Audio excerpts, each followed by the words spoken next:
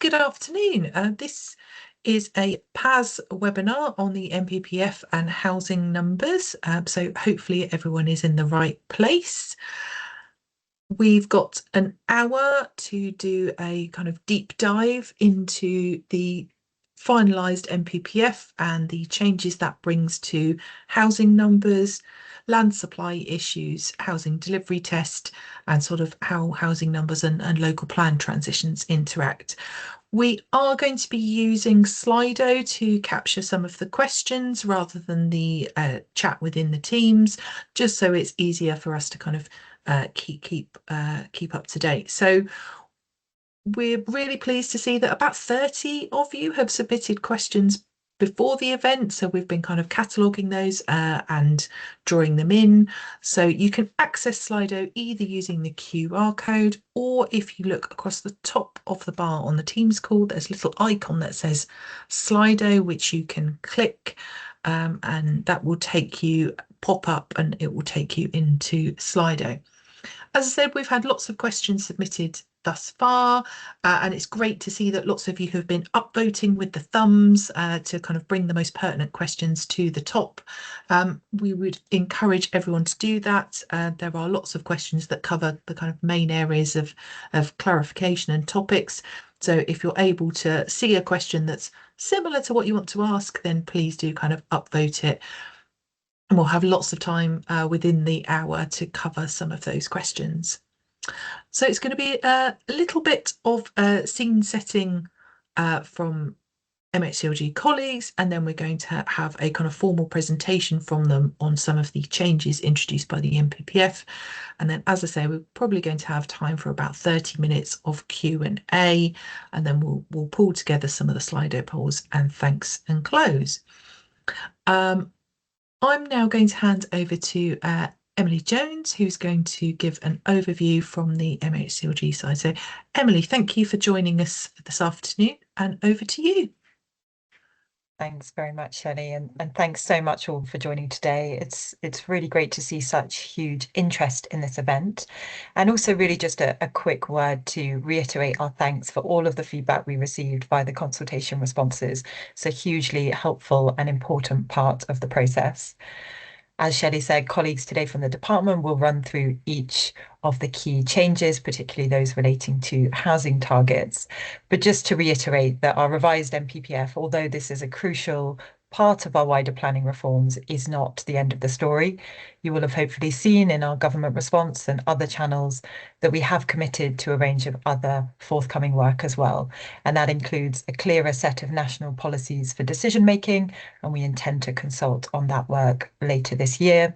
And we've already published a number of working papers specifically relating to brownfield passports, planning committees, and nature recovery fund as well. So there's lots of wider work taking place.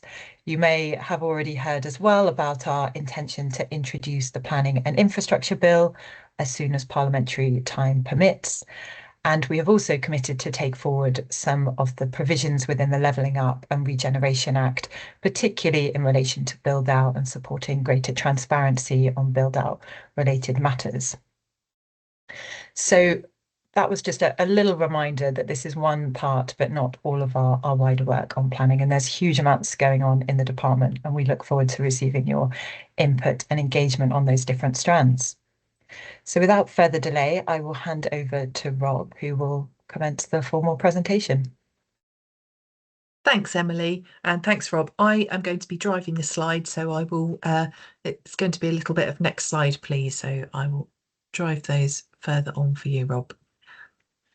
Thanks, Shelley. If you skip a couple more slides, I think the next one and then the one after that, we can get into the meat of it. There we go. Thanks very much, Shelley. Hi, everyone. My name's Rob Fors. I lead the team at CLG on matters related to planning for housing need, which is primarily around local housing need and the standard method. So I'm just going to give a quick overview of the changes we made in December related to local housing needs and the standard method. So just as a kind of overview and kind of a bit of a recap just on what local housing needs and the standard method is and what they do. So local housing needs, the the purpose of local housing need is that it's a unconstrained assessment of the minimum number of homes needed in an area. So that's very much a kind of, in a way, like a policy off figure. It doesn't at that stage account for any particular local circumstances in terms of land availability or constraints. It's purely an unconstrained figure. And the purpose of that is that it gives local authorities a starting point when they are preparing their plans. So local authorities start off with local housing need through the plan making process. We'll take into account those factors I just mentioned previously around constraints and land availability and any other matters. And then that provides the local authority with a housing requirement figure, which is then the policy on figure, which takes account of those policies. I'll kind of go into a bit more detail on that towards later on in the slide deck. Local housing need is usually calculated through the standard method, and as you'll be aware, we made changes to the standard method in December, which I'll go into in a bit more detail shortly. Why have we changed the standard method? Why have we introduced a new approach to assessing housing need? If you were kind of in the PAS event back in, I don't think when it was, in September, October, we talked about this a little bit at the time, but just to recap on this, as you will all know, we had a new government come in July. With very strong commitments around house building and housing delivery. The Labour manifesto set out ambitions for 1.5 million homes over the Parliament. I think it was just before we launched the revised NPPF in December, Labour started talking about the plan for change. I think they launched their kind of plan for change around that time, which reiterated their commitments around house building. So very, very much a very clear steer from the new government that house building was one of their key priorities. So very much a driver for us. We knew that the previous standard method, the previous approach to housing would not deliver on the government's aims and ambitions. So that was a very strong driver for the new approach.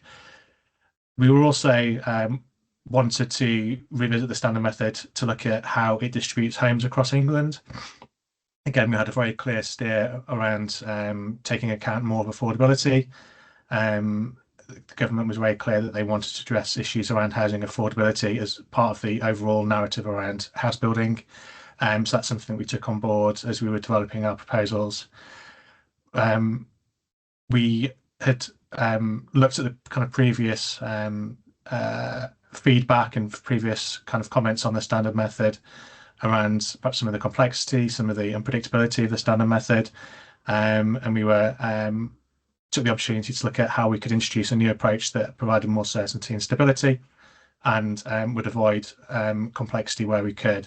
So those were some of the key drivers. Obviously, a lot of other things that we wanted to take account of, but those were the kind of main things that we thought were important for us to address and to be kind of take into consideration. Shelley, on to the next slide, please. Thank you. So I'm going to go over what we have now introduced, and I'll talk a little bit about some of the things that we changed following the consultation as well. So as you'll hopefully be aware, in December 2024, we introduced a new standard method. The method is based on housing stock, 0.8% of housing stock. So that is as we set out in the consultation. So the standard method uses housing stock as a starting point. That is then adjusted to account for housing affordability. So that incorporates a 0.95% multiplier, which is based on average affordability over time. And we have changed when the affordability ratio kicks in as well, but I'll talk about that in a little while. But that's the kind of method as it is. Other changes that were made in December 2024 as part of the narrative around making the method more straightforward and less complex. We removed the urban uplift and the cap. Our government response sets out the narratives around that. And as you'll also be aware, to kind of align with government's ambitions, the new method sets a much higher figure nationally of around 370,000 compared to, I think it was about 305 actually, the kind of last calculation we took of the old standard method at the start of last year. So a big step change in the ambitions and aspirations that the standard method is setting. Alongside the new formula, we made policy changes too. So we revised elements of the NPPF. There were some perhaps minor wording changes that we made, but probably the big change for the standard method was around the removal of exceptional circumstances for using an alternative approach to assess housing need. So that was a change to, it's now paragraph 62 in the NPPF. So what that change does is kind of remove where we talk in policy around where it may be appropriate to not use a standard method and use a locally determined approach. In PPG, we do cover this in a bit more detail. So we do set out where there may be specific circumstances where it may still continue to be appropriate to use a locally determined approach. The PPG generally points to where this is because of technical reasons why the standard method cannot work in some locations or isn't appropriate in some locations. And this is primarily to do with where the data isn't available. So we know there's long-standing issues around the data we have from ONS in terms of its geographical level. So the data we have from ONS on affordability is at local authority level, not local planning authority level. It's difficult to provide that data at local planning authority level. So where local authority and local planning authority boundaries don't align, we have difficulties, and that is primarily national parks authorities and those local authorities which have national parks in them. There's also, I think, only one authority, which is the Isle of Scilly, where because of the size, the data samples are not available for the Isle of Scilly. I don't think that applies anywhere else. So there are still some exceptions to the use of the standard method, and the revised PPG provides a bit more clarity around that. So yeah, as I've kind of explained, alongside all the changes, there was obviously the revised NPPF and a revised housing needs PPG that explains and sets out all the changes we have made. So definitely worth looking at the housing needs PPG if you haven't already for further background on all that. Just on what's changed since the consultation, I've kind of touched on some of this already. There was a very strong narrative we heard through the consultation around the outcomes of the standard method. There was lots of strong calls that the standard method should take more account of affordability and should relook at the balance of housing across England. So we took that away. We looked at lots of alternative options for how we could respond to that. And the final standard method took account of a number of changes to how we apply the affordability adjustment. So as I've explained, the standard method applies a higher multiplier adjustment of 0.95% compared to the 0.6 that we consulted on. So that effectively puts more emphasis on the housing affordability adjustment and directs housing more to those areas where it's least affordable. We also made a number of other changes. So we consulted on a formula that used affordability data over the last 3 years. We had a lot of support for that, and we in fact have decided to extend that so that it looks over a 5-year period. One of the benefits of doing that is it provides a little bit more stability in the numbers and the affordability data. And as I said earlier, one of the key drivers was around certainty and stability, and we thought that was an improvement that was worth adding into. It doesn't necessarily make a huge amount to numbers overall, but will provide that stability over time. Another key change we made, so since the standard method was first introduced in 2018, the adjustment that is made for affordability kicked in where the affordability ratio for places was 4 or more. So where house prices are 4 times local earnings. And that had been a long-standing approach. We looked at this again. We were mindful that other government bodies such as ONS had started to use a different ratio. We were mindful of changes in the mortgage market as well, where the kind of 4-to-1 ratio was becoming a bit less relevant. And we looked at an option of where house prices are 5 times affordability earnings, and we decided to implement that change. So what that does actually mean is that places where affordability is lower or better, I suppose, in some ways, the affordability adjustment is reduced. And in fact, in some places where the affordability ratio is below 5, I think there's maybe a dozen or so places, there is no adjustment made at all for affordability. So their housing need is based entirely on the housing stock element of the standard method.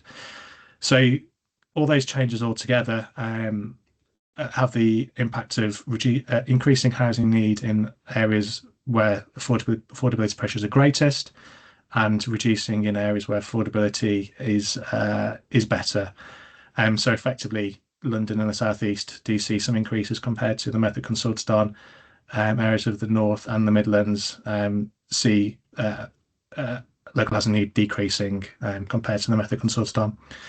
But one thing we wanted to make sure was that the method still was in that kind of 370k envelope, and I think it's slightly reduced by 1,000 or so from what we consulted on, but it remains around the aspiration of 370,000 a year for the standard method. So we did listen to some of the feedback we heard through the consultation, and we made changes based on that. And I'll talk a little bit more about some changes, I think, next. Shelley, if you want to move on to the next slide. So some of the key themes that came from the consultation, some of which, of course, we have responded to. There's obviously things that we aren't able to respond to, but I'll just kind of quickly fly through some of these things. We did hear a very strong call through the consultation around the need for more certainty and clarity, not only through the standard method, but also in policy. That was a very clear theme from local authorities, but also from other stakeholders too. And we have taken that on board through the standard method. And we've also tried to provide a bit more clarity and certainty in terms of policy, and also through the revised planning practice guidance. I'll talk a little bit more about some of the changes we made to PPG around new things we're talking about there around housing requirements and constraints. So that was certainly something that we took on board. And as part of that, definitely asked from local authorities for more guidance on how local housing is implemented and around constraints. We did hear from local authorities around calls for more discretion on planning for housing, concerns over top-down targets. It won't be any surprise that we generally heard the opposite view from house builders and developers. So very kind of a 50-50 split down there. Of course, we understand the concerns that local authorities may have around some of the changes around removing the ability to use an alternative approach, but we have, retained, flexibility for local authorities and how they plan for housing through their local plan. So we have listened to those concerns. We do understand some of those concerns. Probably one other thing that's worth flagging is around the urban uplift. We did hear a lot of calls around the urban uplift that it should be retained, or we should focus on urban areas for housing. We have tried to do that through the standard method. So the standard method directs housing towards urban areas and continues to do so. We agree that urban areas should continue to be the focus for housing. We're making other changes through planning policy. Hopefully you'll have seen things that we've talked about around brownfield passports in recent times, and other changes we made to the NPPF that do focus on urban areas.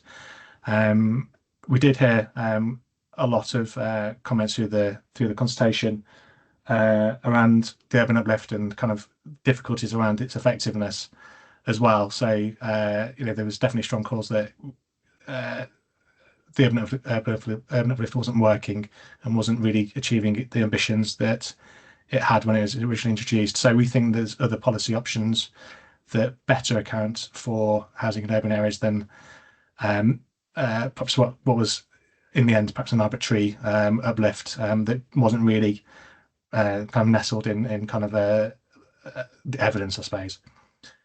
One area that we did, I think this is probably the question we received probably the most responses to through the consultation, was around stock versus projections, and definitely lots of arguments on both sides for the use of stock, for the use of projections. It was quite, weighing up all those comments was certainly one of the key tasks that we had through the consultation, and we have, we certainly listened to all the comments that are put forward. As I said before, one of the key drivers is around stability and certainty, which led us originally to kind of put forward a method based on stock. We continue to think that that was the right approach. We know the difficulties around using household projections, and the fact that we were still using data from 2014 perhaps is testament to the fact that the use of projections wasn't providing that certainty and stability that we would hoping for through the standard method. And we looked at lots of different options, and we couldn't really see a way that we could continue to use projections in that way.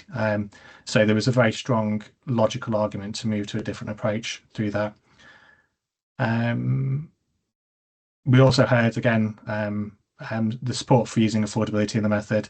We did hear those concerns around perhaps some of the outcomes of that, and as I said, on the previous, in response to the previous slide, that we did make changes to the method to account for some of that. We also asked around rental affordability, whether we should account for rental affordability in the model as well as house price affordability. That was certainly something that we wanted to explore further. Unfortunately, we couldn't find a suitable set of data that would allow us to fully reflect that through the standard method. Kind of partway through the consultation, ONS did start to release some new data based on local authority rental affordability. We're going to keep an eye on that moving forward. It's still, I forget the word, but it's kind of experimental data in a way. So it's still ONS are kind of keeping an eye on that as they're kind of releasing it. It may be something that we want to look to in the future, and we do certainly recognise that house price affordability is only part of the housing market. Rental housing does provide an increasingly important part of the housing market, so something that we will keep an eye on going forward. And of course, probably can't ignore this, but we did have a certain lot of range of views on the outcomes and questions around the deliverability of the standard method. Definitely key themes, and as kind of Emily said, this is one part of the story around the kind of some of the wider changes that will be happening to planning over the next few years. So it's not, the standard method provides a number, it's not the answer to everything. Hopefully you'll see other elements of the planning system fall into place, particularly around plan making, around national policies, elements in the upcoming bill, and other things that will kind of help towards that, plus the kind of on the capacity and capability side to give support to local authorities as well to enact the changes we've made to policy. So that's kind of a reflection of some of the key things that we heard. We tried to respond to as much of that as we could do. And then just as a kind of helpful, if this is helpful, this is also set out in the PPG, but a helpful work through. The formula perhaps can be a bit daunting to look at. So a kind of very simplified approach, effectively to calculate local housing needs, use a stock figure, 0.8% of that. So in this example, 62,500, 0.8% of that is 500. In this example, we've used a 5-year average affordability ratio of 9, and then you work out the affordability adjustment. So you use the figure of 9 minus 5. So that 5 is where the threshold kicks in, so the change we made. That gives a figure of 4, divided by 5 is 0.8, times by the affordability adjustment of 0.95, which is 0.76, and then add a 1 to it, so it's a positive number. And then the adjustment is multiplied by the stock figure, so 500 times 1.76 provides a figure of 80. So that's all set out in the PPG, and kind of sets out the formula in there. It's more simple than the previous approach. It doesn't, of course, have the cap step. The cap step, we needed to incorporate kind of elements of local plans in there, plus the urban uplift, which was applied to. So we've removed kind of 2 of the steps from the method. So hopefully it's a bit more straightforward to calculate. Again, if there's any particular issues with how you're calculating your housing need based on the formula, then we're happy to help with that. But as I said, the PPG does set out that formula in a bit more detail, so please do look at that. But if you have any queries, then please do get in touch.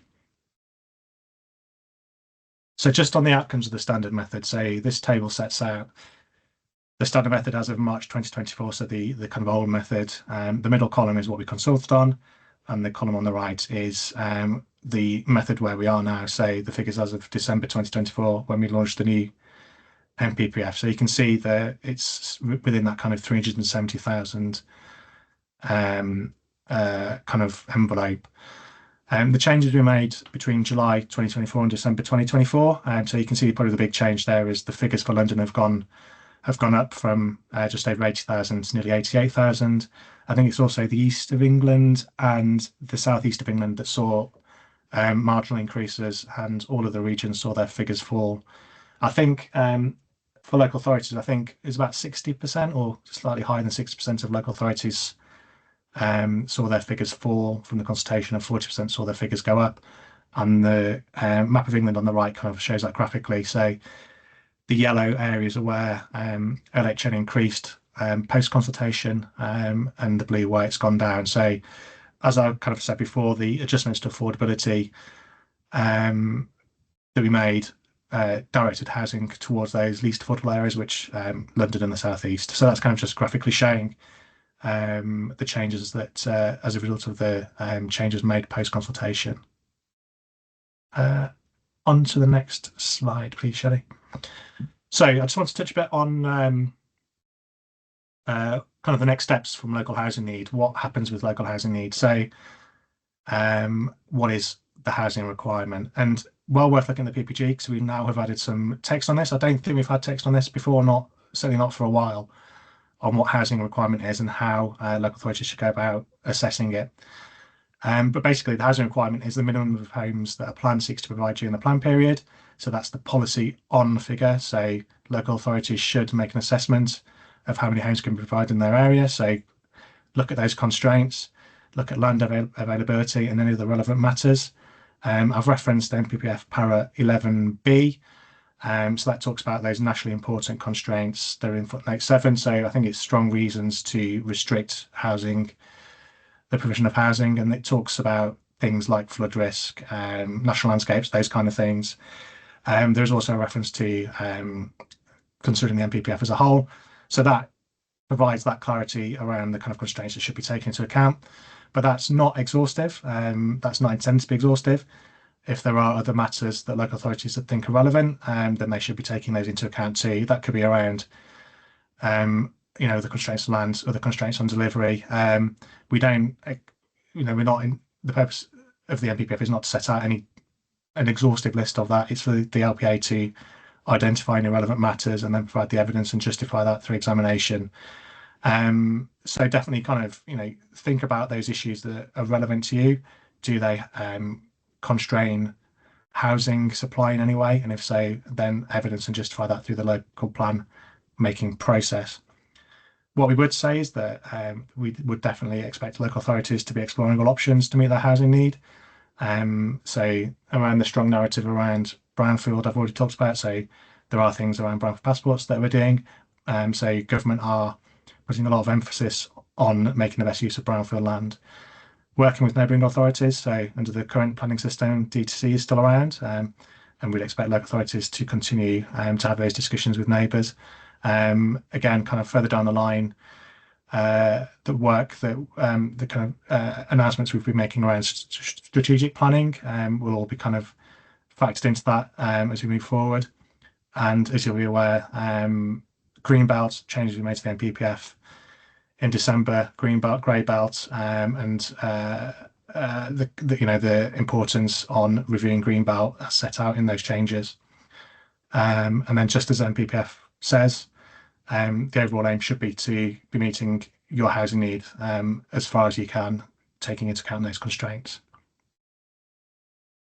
I think, have I got another slide, Shelley? I can't remember. No, 5-year housing land supply. I think I'm handing over to Matt. Cheers, Rob. Thank you. I'm going to very quickly speak to some changes that we made to 5-year housing land supply policy, and then very quickly go over the housing delivery test as well. So the main sort of 3 changes that we made in the December 2024 NPPF to 5-year housing land supply. The main one is we reversed the sort of exemption to continually demonstrating a 5-year housing land supply for local authorities with up-to-date plans, which was introduced in December 2023.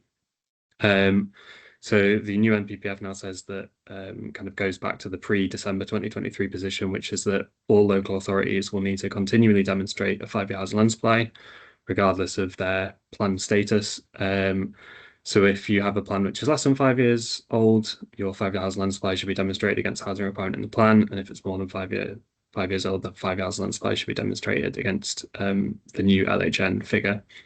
So that's just a straight reverse of the policy introduced almost a year ago exactly.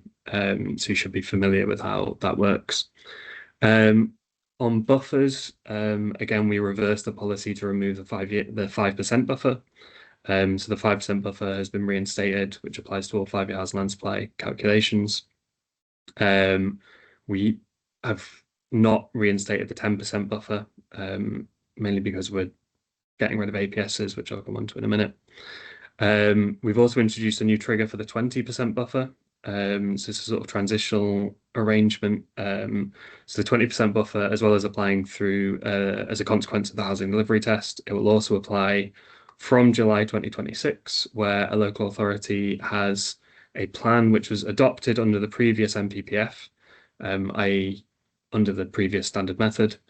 And that plan has a housing requirement figure which is less than 80% of the new LHN figure.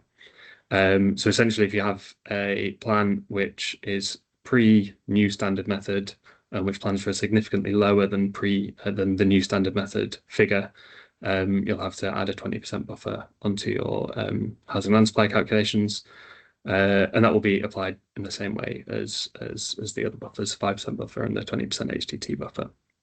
The last change that we made to 5 hours land supply is on annual position statements. We've essentially removed the ability to produce new annual position statements. Nobody really used them. We got 1 or 2 a year since we introduced them. We have included a provision to clarify that if you produced an annual position statement this year, then that will continue to apply. We only got 1 in, but yeah, just to make clear that that will continue to have effect for that year. But from now on, we won't. There isn't any provision to produce new annual position statements. Next slide, please, Shelley. Very quickly on the housing delivery test, we published the 2023 HDT results alongside the updated NPPF in December. There weren't any policy changes to how the HDT operates. We didn't consult any, and we didn't make any. So it should be published the same way as you're used to. Just a quick note on the future of the housing delivery test. We're quite behind the publication schedule, which we were prior to 2022. We're essentially a year behind. We published a 2023 HDT at the end of 2024. It should really be a year after that. We're exploring options to return to a more regular HDT publications schedule and try and get it more up to date, because we're aware that we're using slightly outdated data for the HDT at the moment. So we don't have any firm plans for that at the moment, but we'll hopefully be able to share more details on how we're going to get back to that schedule in the coming months. I think that's all we have on the housing delivery test, Shelley. I think, are we moving on to questions now? I'm not sure what the next slide is. That is the end of the presentation, so I'm going to stop sharing the slides. Right, so I can see that we've got about 455 people on the call. We've had 55 questions submitted already, and I think we've got about another 20 that we're frantically trying to review and launch onto the Slido. So just in terms of sort of managing expectations, I think probably in the half hour we've got for questions and answers, we're not going to be able to get through 65 to 70 questions. What we are going to do is we've kind of grouped them by topic, and we've had a look at the most kind of popular upvoted ones where lots of people are seeking all the same answers. Anything we don't get to, we will try and kind of go away and try and create a kind of FAQ resource that we'll make available in the coming weeks on the PAS website. So I'm just apologies now if you've put a question in and we don't get round to it. We will try and kind of get an answer and create something useful. So I've in the background been kind of grouping all the questions together. So I think we're first going to take some questions around the standard method, and then we'll move on to kind of other items. So Rob, the first question to you is there any flexibility for local plans to have a housing requirement that is lower than the requirement generated by the standard method? Yeah, so yeah, I'm assuming that meant by the requirement from the standard method is a kind of local housing need. That's just to be clear on and the I think terminology. that's hit the nail on the head. The question uses the word requirement, but maybe need is the right terminology. Yeah, and Shelley, we did come across this quite a bit. There's definitely, we need to be clear on the distinction between what is the local housing need and what is the requirement. So as I said like in the presentation, local housing need is the figure that comes from the standard method, or none that comes from the standard method, and that should be seen as a policy off figure. So that doesn't take account of constraints or anything like that. That's purely a figure based on what we think is the need for that area. It's the role of the local authority to use that figure through their plan making process.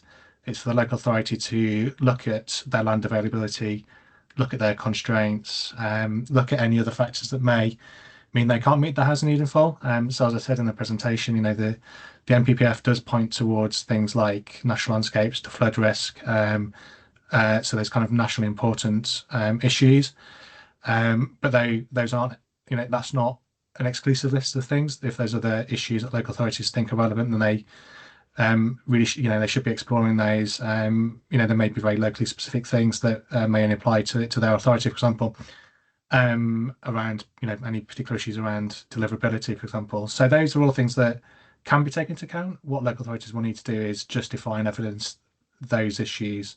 So be prepared to be, questioned through the plan making process and examination. I think, probably whether to think of it as like you start with local housing need, think about what your constraints are, so make any allowance for that. Think about any opportunities to plan for higher. If you have aspirations for economic growth, if there's particular infrastructure requirements that warrant a higher housing figure, then yeah, by all means, consider that as well. So local housing need, take off constraints, add on opportunities, and then what comes out at the end is the housing requirement. Kind of in a roundabout way to get back to the question asked, the housing requirement can be higher, lower, or the same as local housing need. So if you don't have any particular constraints, you don't have any particular reasons to plan for higher, then your housing requirement will probably be the same as local housing need. If you can evidence justify those constraints, then your housing requirement will be lower than local housing need. And for those authorities that want to plan for more, then certainly your housing requirement can be higher than local housing need. And we do talk about that a bit more in the revised PPG as well. So definitely the onus is on local authorities to consider those issues where there may be a reason to deviate from the local housing need figure. Great. So the next question is around the, I think, interplay between the dwelling stock and the affordability ratio. So the question is asked, am I right in thinking that the only way for future standard method figures to go down is for the affordability ratio to reduce? If more houses are built and therefore dwelling stock goes up, but the affordability ratio remains unchanged, then will the LHN figure be higher as there is a higher baseline stock? So some really technical questions about that affordability ratio interaction. Yeah, that's a really good question, and that's certainly something that came up a few times through the consultation too. And yeah, that's right. So as kind of new houses are built, stock will increase and stock will be higher in subsequent years. So there is an element that housing need, if everything else stays equal, then housing need will increase each year. There's kind of an argument here for the reasons behind this, and they also apply a little bit to the previous standard method as well.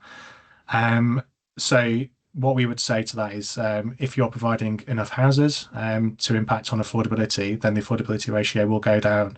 There is some research that the government did, I can't remember off the top of my head, but this looked at the kind of impact of increasing housing supply and the impact that had on affordability, and there was a correlation through that was shown through that evidence. I haven't got it to hand, but it's still available on gov.uk. And I know a lot of people will question that link, and we certainly saw a lot of that question through the consultation. That increasing supply doesn't impact on affordability, and there's lots of other factors that play into that. And I think those are legitimate arguments. What I would say is there is a kind of counter to that, that we set out in guidance that local authorities don't have to account for previous undersupply through the standard method. So for those who remember, prior to the standard method and LHN, prior to 2018, quite often local authorities were expected to take account of undersupply from previous plan periods in the next plan period, which I know caused a lot of issues for local authorities because quite often those undersupply figures were quite high. When we introduced the standard method in 2018, we said that undersupply does not need to be accounted for going forward for the purposes of plan making. And the reason for that is because if there has been undersupply, then that should increase the affordability, make affordability worse, I guess, in those areas, and this increasing housing need. If we accept the argument that housing supply doesn't affect affordability, then we'd have to expect local authorities to account for undersupply too. So, there's arguments both ways for how that could apply. So it's right that in a way, LHM will always increase if affordability stays the same.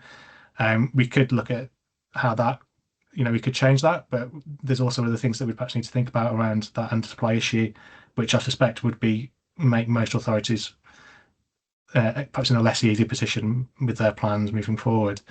So yeah, it's an interesting one, and certainly something we did put a lot of thought to around that kind of circularity issue. Yeah, and it's certainly something that PAS hears from local authority. So any sort of signposting to kind of guidance or sort of answering information that PAS can do, then we will kind of try and get that in place. So the next question we've got is about neighbourhood planning. So somebody has been I'll phrase the question directly. So we have been asked for a housing requirement figure by a parish council who are preparing a neighbourhood plan. How do we calculate a figure for the parish, bearing in mind the new standard method uses existing housing stock rather than population projections? So what advice have you got for someone trying to help a parish council prepare a neighbourhood plan? Yeah, okay, thanks, Shelley. Definitely not an expert on neighbourhood planning here at CLG, although I'll try and answer the question as best I can. And I think it probably alludes to other issues that have been raised with the consultation around moving from the use of demographic household projections to housing stock. We did hear a few responses that other things such as housing needs studies, local housing needs studies, do a lot of their evidence based on demographic data as opposed to housing stock. So what I'd say in this particular instance is I think there is in the NPPF already guidance around this in the housing chapter. I think it's, let me just have a look. Paras 69 and 70 already talk about this. And again, I'm not an expert on neighbourhood plans, but what that is talking about is using the most up-to-date evidence on local housing need, but also refers to, I think, population projections. Yeah, so it kind of talks about the most available population in the neighbourhood area and the strategy of the local planning authority. I think what we'd say overall to that is that it's very much an issue for local authorities to do that. The onus is on them to provide the figures to neighbourhood plans. I think just because we've switched to housing stock in the standard method doesn't mean that data on population projections, data on populations areas can't be used as part of the wider planning process. So if you've got up-to-date local plan in place, then the figures for neighbourhood plans should come through that already. If you haven't, then it's up to the local authority to think of the best way to do that. And there is already policy on this. And the suggestion would be that use local housing need figures, use your data on population, local data, and anything else you think that's relevant to setting those neighbourhood figures. Great, thanks, Rob. So I'm conscious of time, and there are a number of quite pertinent questions around 5-year housing land supply and HDT. So I'm going to shift from standard method for a little bit to make sure we cover some of those questions. So I think the top question is around the implementation of housing, the standard method figures and 5-year housing land supply. So Sam or Matt, I'm going to pose this to both of you. Does the NPPF kick in immediately in terms of housing need figures and 5-year housing land supply for decision taking? For example, if a local planning authority, as of April this year, or April last year, 2024, has a 5-year housing land supply, but as a result of the NPPF and new standard method, no longer has a 5-year housing land supply, does it need to produce an interim statement? So I suppose this is does everybody need to frantically go and redo their spreadsheets and republish their 5-year housing land supply position statements? Short answer is yes. It does take effect straight away. So if there's no requirement to publish a new position, but if you were to get challenged on that in a decision, you would have to be able to justify that you can demonstrate against a new figure. So probably useful, yes, to publish something new. Yeah, it was a nice, straightforward answer, and I think it was one of the most upvoted ones on Slido. So hopefully that's answered quite a lot of people's queries at the same question. So we've had two questions, which I suspect are from the same person, around what's happening in a new unitary authority. So this particular new unitary authority has a single housing delivery test figure, but has separate local plans from the kind of legacy authorities underneath. Some of those local plans underneath are older than 5 years. What are the implications for the overall housing delivery test figure for that new unitary authority? And how should they calculate land supply positions for those particular local plans from the legacy authorities? So correct me if I'm wrong. If you're being scored jointly at your new unitary level, we only in the HCT we only take into account local plans if they are less than 5 years old at the point of that start of that measurement year or at some point through that measurement year. So if any of those local plans from the predecessor authorities are less than 5 years old for any of those measurement years, they can be taken into account.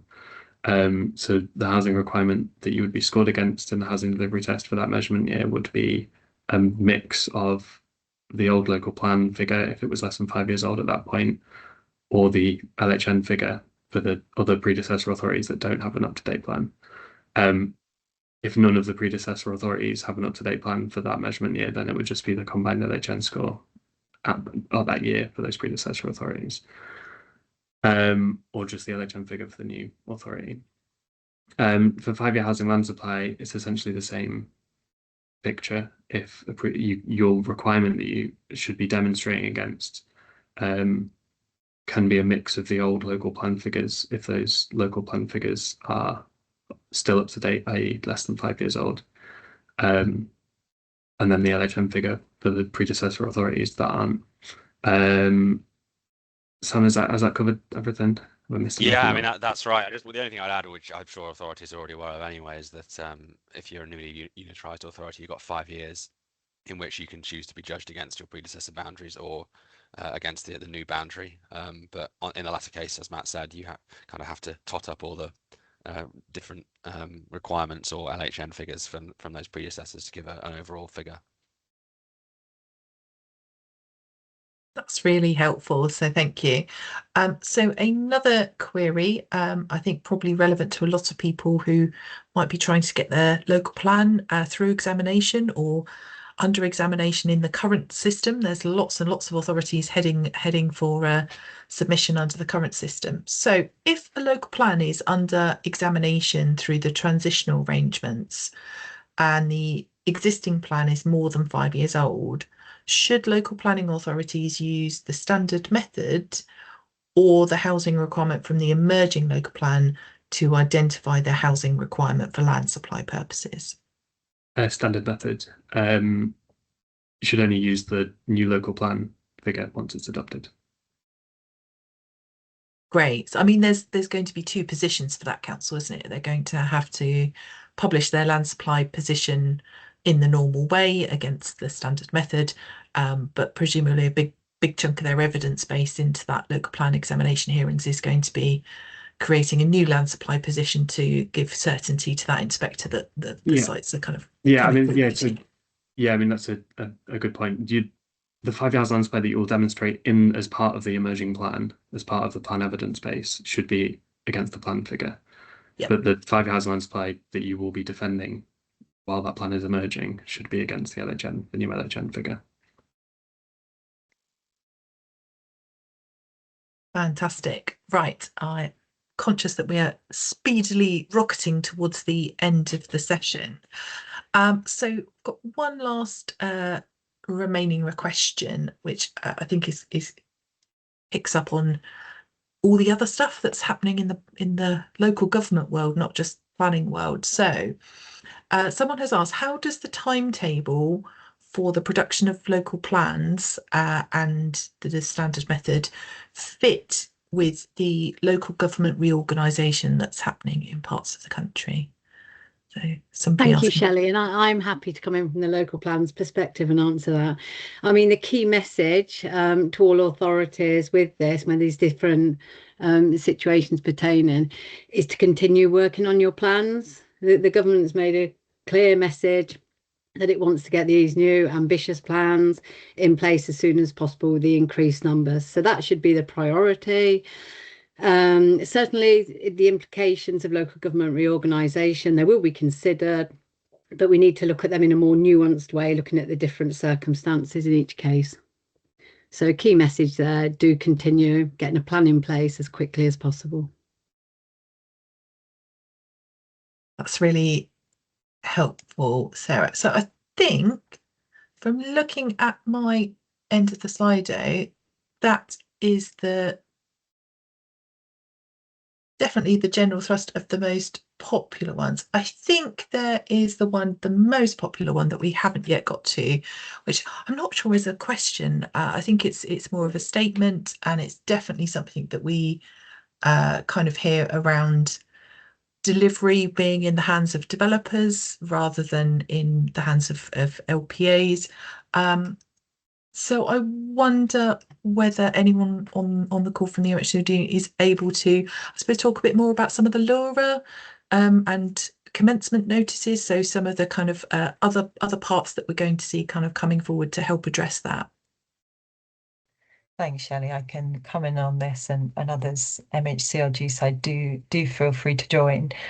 I think it's fair to say this was a really strong theme throughout the consultation. Responses, particularly concerns around rates of build out, particularly in instances where local authorities have permissioned enough sites, but they're not being built out at pace or as expected, and then also associated concerns around developer land banking as well.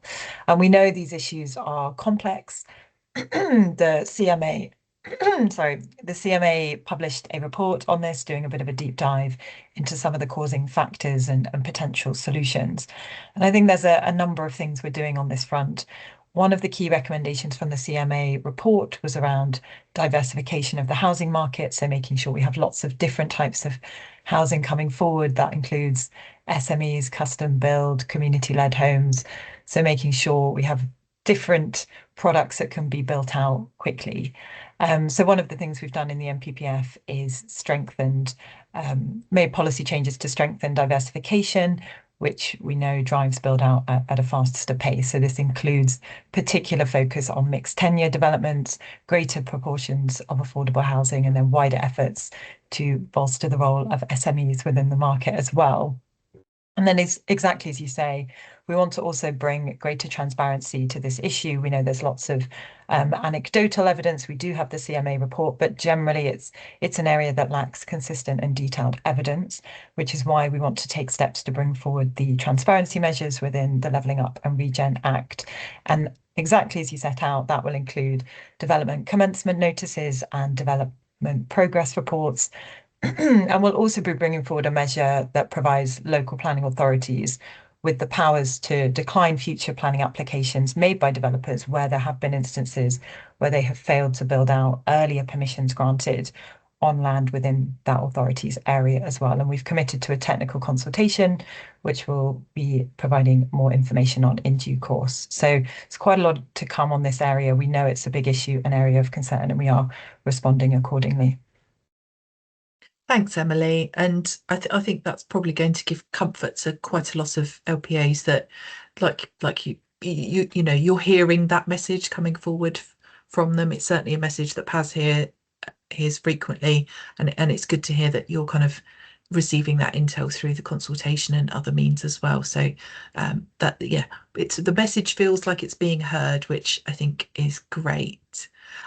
Right, I'm going to ask my colleague Becky to launch the kind of poll to take us home in the last four minutes, while I kind of cover up the sort of feedback. So we've got a little Slido poll for event feedback, so that we can kind of, if we do this again, do it better, tweak the design to kind of cover more issues.